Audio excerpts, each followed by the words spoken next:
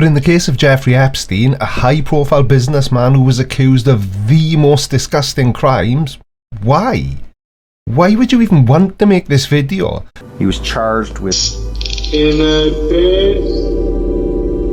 your bed. He was charged with heinous crimes. Child abuser deserves to spend eternity in hell. In today's video, we're taking a look at Steve Huff from Huff Paranormal, a psychic medium who exploits dead celebrities for views and financial gain. Go nuts on my nuts. Hello everybody, welcome to another episode of Playing a Blinder with me, the Creaky Blinder. Tidy! Now when skeptics like me hear the word psychic, they see a preset image of a woman or a man sitting in a dark room gazing into a crystal ball and giving cold readings.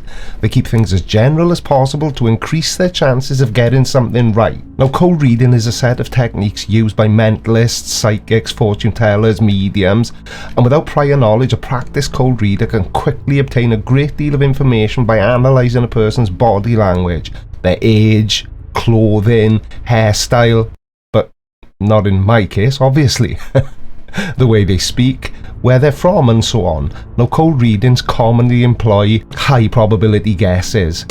I'm picking up an M sound, a ma. Does this mean anything to anybody? Or it might be a D sound, a M or D. You are kidding me.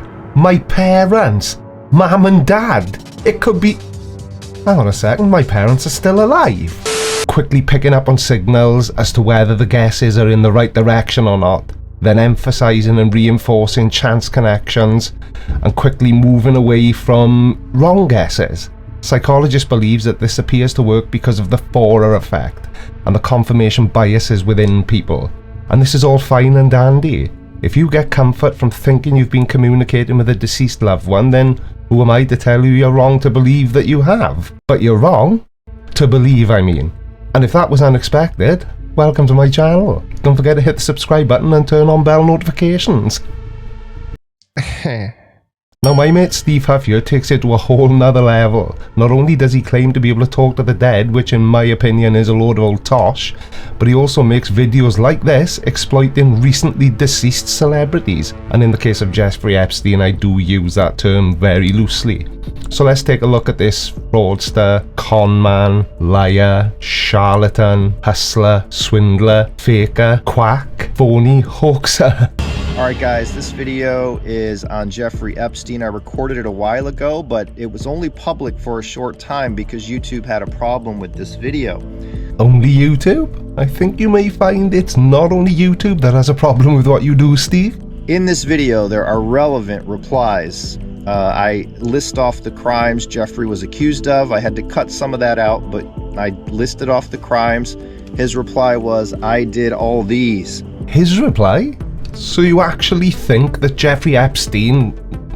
It doesn't matter, never mind, I'll let you. But he's dead, isn't he? He said they loved my touch. The EVP at the end states why he's not in heaven. Well that's an easy one to answer. For somebody to be in a place, that place first has to be real. There's a lot here to soak in, but it's all very relevant and it's all very creepy. Proving yet again, there does seem to be a dark side and a light side to the afterlife. Take a look. Proven? You can prove bread. Now I've watched a lot of Huff Paranormal's videos and the only thing I have ever seen him prove is that there are a lot of very gullible people in his audience.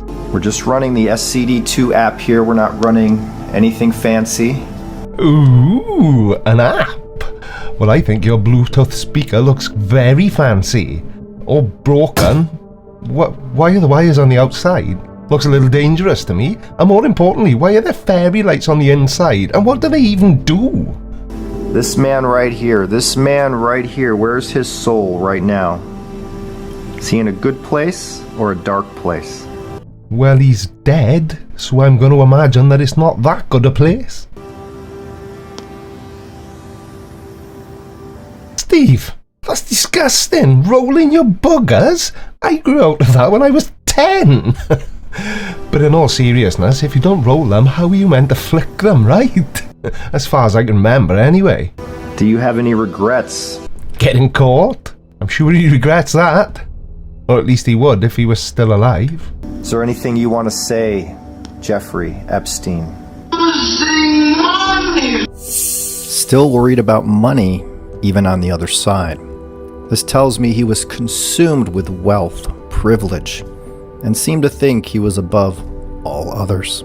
And it tells me that you know he was a very wealthy man, so adding in a reference to money probably seemed like a logical way to sell the illusion that you're actually talking to Jeffrey Epstein. On Epstein's private island, he had a temple that many compared to being like a castle. It's styled like what you might see on a castle, is what was said about it. And check this out. There were bars on the outside as if it were intended to lock people in with sound dampening. What went on there? This is a chance for Jeffrey to confess.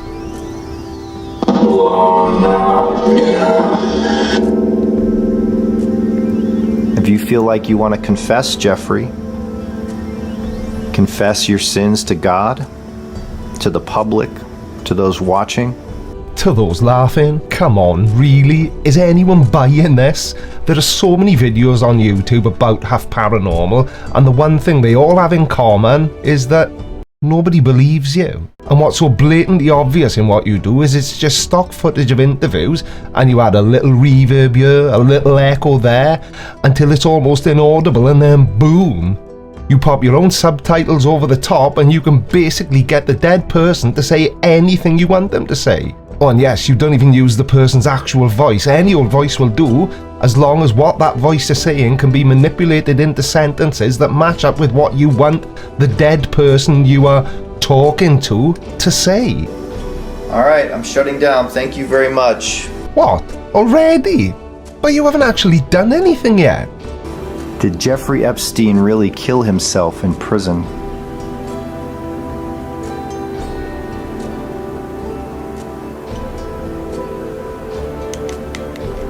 Did Jeffrey Epstein really kill himself in prison?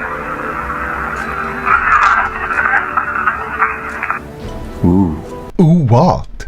That was just noise. Adding subtitles over it? Hang on a second. I saw Logic do this. Did Jeffrey Epstein really kill himself in prison? Ooh, wow, that's an interesting reply here. Ah, yes, but it isn't though, is it? And I think my subtitles were far more appropriate. It's just noise. You've put some text on the screen to reinforce what you want people to hear him saying. Sometimes when you do sessions like this, as quickly as the answers start to come in, they fade. I was not able to capture any more relevant answers while asking about Jeffrey Epstein. Oh, no way. What's the matter, Steve? You couldn't be bothered to find any more audio clips that would fit in with what you know people would like to hear Jeffrey Epstein say? I did not want to get into conspiracy theories or anything of that nature. I just wanted to, for my own curiosity, and for everybody asking me to do this. And for the views? Come on, don't be shy. Now I'm happy to admit that I'm covering this video for the views. I mean, why else are any of us on YouTube? Or are you one of those I'm here to spread my message YouTubers? To see if I would get answers. Because as I said, I strongly feel his soul would be in a dark place. That kind of got validated here in this session. Also, the validation of him still feeling privileged like he should be in the light. I feel he knows what he's done. He admitted it here. He confessed. And while this was a little disturbing for me to do this session, as I normally do not do this type. Oh, come on, Steve. Don't be coy. This is exactly what you do. Within days of a high-profile death, you make a video of you talking to that person. And I'm sure it has nothing to do with search trends or keyword research or your desire to be able to earn a living by taking advantage of the grief-stricken. But in the case of Jeffrey Epstein, a high-profile businessman who was accused of the most disgusting crimes, why? Why would you even want to make this video? I would imagine that if you stuck to conning people into thinking that you can communicate with dead people that they actually liked, then you'd have a lot less people like me pointing out the obvious scam that you run. Now, Steve Huff has many videos like this on his channel, including one about James Randi.